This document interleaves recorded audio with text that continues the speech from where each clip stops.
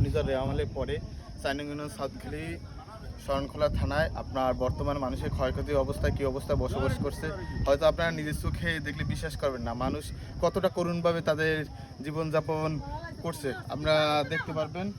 আচ্ছা দেখুন, এইটা হচ্ছে বেড়িবাঁধ। মূলত এই বেড়িবাঁধের উপরে সরকারি জমি এইখান থেকে বাস করে যে মানুষের কতটা এর উপরে দেখুন। এটা হচ্ছে মূলত বেড়িবাঁধের যে এটার ভিতরে যে পরিমাণে গরম 40 ডিগ্রি তাপমাত্রা, এর ভিতরে বসবাস করার খুবই অনুপযোগী। তো মানুষের হতদরিদ্র, এর ভিতরে আপনাদের বসবাস করতে কেমন লাগে? খুবই খারাপ লাগে। আমরা রাইতুলে দিন হইলে আমাকে প্রত্যেক অবস্থা আমরা প্রত্যেক দিন আমরা অসুস্থ হয়েছে। কালকে যে অবস্থা হয়েছিল তাতে বুঝলাম যে আমরা বাঁচবই। আপনারা শুনতে পাচ্ছেন যে যেই পরিমাণে গরম, এর ভিতরে মানুষ বসবাস করতো না। আমরা ঘরের ভিতরটা দেখতে পারবেন যে এইখান থেকে আমার আছে 2 ফুট পরিমাণে, আর এইখান থেকে আছে 5 থেকে 6 ফুট পরিমাণ। কতটা করুণ অবস্থায় মানুষ বসবাস করে। যদি এদের কোনো সাহায্য সহযোগিতা হতে, তবে মানুষ ভালোভাবে বসবাস করতো। এদের জীবনযাপন আসলেই খুব করুণ অবস্থায়। দেখতে পাচ্ছেন, এদিকে এসো। তোমার বাসা এখানে? এটা তোমার বাসা? এখানে কি থাকতে কষ্ট হয়? গরম লাগে কেমন? খুবই। এই দেখেন, একটা ফ্যানের ব্যবস্থা আছে, বিদ্যুৎ নাই। তারপরে আরো দেখাচ্ছি, এদিকে দেখেন। এইখানে যেমন এইখানে খাওয়া দাওয়ার অবস্থা, এইখানে তারা বসবাস করে। এখানে একটা মানুষ কিভাবে বসবাস করে তাদের না, এটা সম্ভবত তাদের খাওয়ার পাকঘর তেমন না, হতদরিদ্র অবস্থা। স্যানিটেশনের অবস্থা খুবই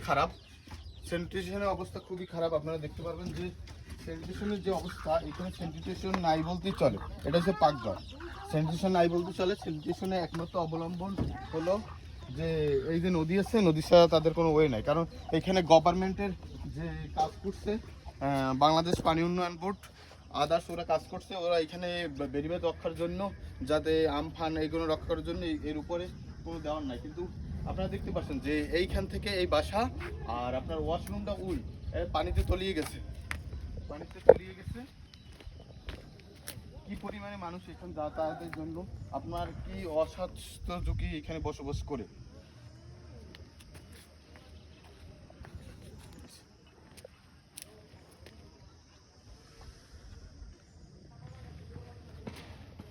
তবে আপনারা কি